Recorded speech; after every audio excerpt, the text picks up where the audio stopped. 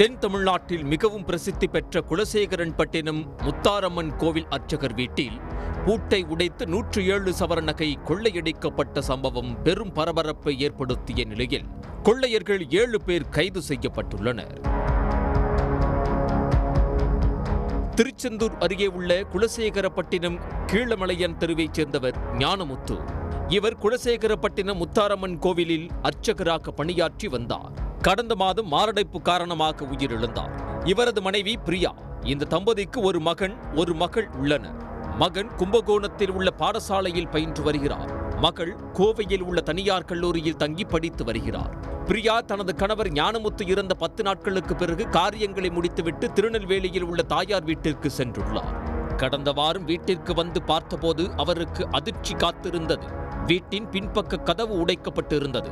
மேலும் வீட்டிற்குள் இருந்த பீரோவும் உடைக்கப்பட்டு அதற்குள் இருந்த தங்கம், வெள்ளி, வைரம் என மொத்தம் 107 சவர நகைகள் கொள்ளையடிக்கப்பட்டிருந்ததும் தெரிய வந்தது. இதுகுறித்து பிரியா குலசேகரன்பட்டினம் காவல் நிலையத்தில் புகார் அளித்தார். அவரது புகாரின் பேரில் சம்பவ இடத்திற்கு விரைந்து வந்த போலீசார் சம்பவ இடத்தை நேரில் ஆய்வு செய்தனர். அதில் பின்பக்க சுற்றுச்சுவர் வழியாக கொள்ளையர்கள் ஏறி குதித்து வீட்டின் பூட்டை உடைத்து இந்த துணிகர சம்பவத்தில் ஈடுபட்டது தெரிய வந்தது. மேலும் சம்பவ இடத்திற்கு மோப்பநாய் மற்றும் தடயவியல் நிபுணர்கள் வரவழைக்கப்பட்டு விசாரணை மேற்கொள்ளப்பட்டது. இதுகுறித்து குலசேகரன்பட்டினம் போலீசார் வழக்கு பதிவு செய்து விசாரணை மேற்கொண்டு வந்த நிலையில் இந்த கொள்ளை சம்பவம் தொடர்பாக கொள்ளையடித்த மர்மநபர்கள் யார் என்று காவல்துறையினருக்கு தகவல் கிடைத்தது.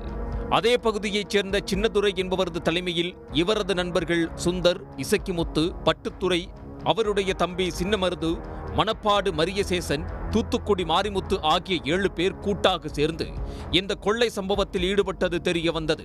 இவர்களை குலசேகரப்பட்டினம் போலீசார் கைது செய்து தீவிர விசாரணை மேற்கொண்டு வருகின்றனர். அர்ச்சகர் வீட்டில் இவ்வளவு நகை இருப்பது இவர்களுக்கு தெரிந்தது எப்படி எனவும் விசாரித்து வருகின்றனர்.